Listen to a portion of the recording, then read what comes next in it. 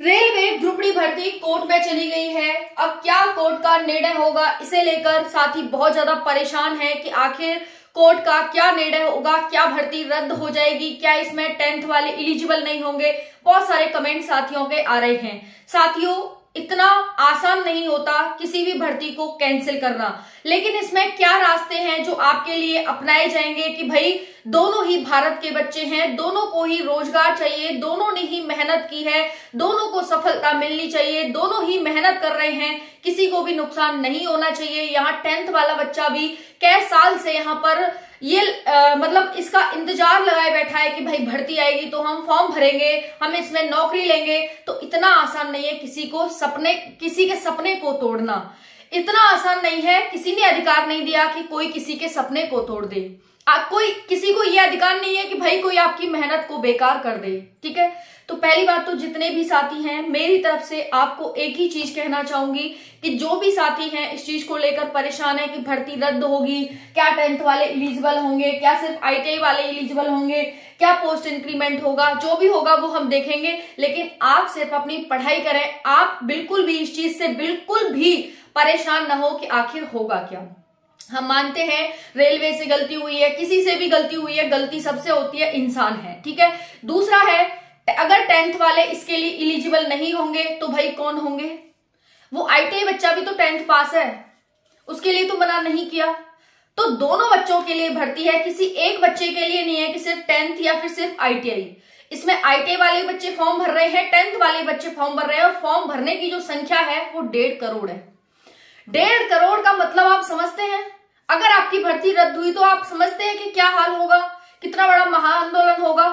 क्योंकि गलती किसी की भी हो फिर वो गलती नहीं देखी जाएगी, चाहे रेलवे की हो चाहे फिर वो किसी की हो। हालांकि अभी इसमें सुव्यवस्थित तरीके से पूरी व्यवस्था के साथ भर्ती को सुलझाने की कोशिश की जा रही है कि ठीक है भाई, एक गलती हुई रेलवे की साइड से कि उसने ITI वहां दिखाया कि सिर्फ ITI वाले भरेंगे शॉर्ट नोटिस में, लेकिन फिर जब उसका ऑफिशियल नोटिस आया, लॉन्ग नोटिस आया, तो उसमें दोनों को एलिजिबल माना। दोनों एलिजिबल होंगे ही, ऑब्वियसली होंगे, वो तो किसी एक के लिए नहीं है। लेकिन जितने भी साथी हैं जो परेशान हो रहे हैं, आप बिल्कुल भी परेशान ना हो। अगर मैं बात कर रही हूँ यहाँ पर साथियों, अगर मैं बात करूँ यहाँ पर 32,438 पोस्ट के लिए आपके 1.5 करोड़ फॉर्म भरे गए हैं, और इस एक कुर्सी के लिए जो कंपटीशन है वो जानकर आप हैरान हो जाएंगे। 462 पॉइंट समथिंग बच्चा एक पोस्ट के लिए यहाँ पर फाइट करने वाला है। ठीक है जी, बाकी रही आपकी भाई अपनी तैयारी को बरकरार रखो, बिल्कुल भी इस पर वो मत आने दो, क्योंकि कहीं को काफी बच्चे तो कोर्ट केस की वजह से ही भर्ती को छोड़कर बैठ जाएंगे, तैयारी भी छोड़ देंगे। ठीक है भाई, किस्मत में नहीं थी भर्ती, अब कोर्ट में चली गई। भाई कोर्ट में 28 तारीख को जजमेंट आ जाएगा, और जो जजमेंट है उसमें से 2 ही रास्ते अपनाए जाएंगे। हालांकि 10th वालों को तो कोई नहीं हटा सकता, ये बात तो बिल्कुल फिक्स है। 10th वालों को कोई नहीं हटा सकता। एक तरफ दिल्ली हाई कोर्ट है, एक तरफ रेलवे है, एक तरफ 10वीं का बच्चा है, एक तरफ ITI बच्चा है। भाई ITI वाले भी ने भी तो 10th करी है ना। तो भाई अगर इसमें ITI वाला बच्चा ही भर रहा है, 10th वाला ही बच्चा भर रहा है, तो दोनों भरो ना, मना किसके लिए किया है ना। बट फिर भी यहाँ पर दोनों ही रोजगार चाहिए, इनको मेहनत कर रहे हैं दोनों को ही इसमें मौका मिलेगा।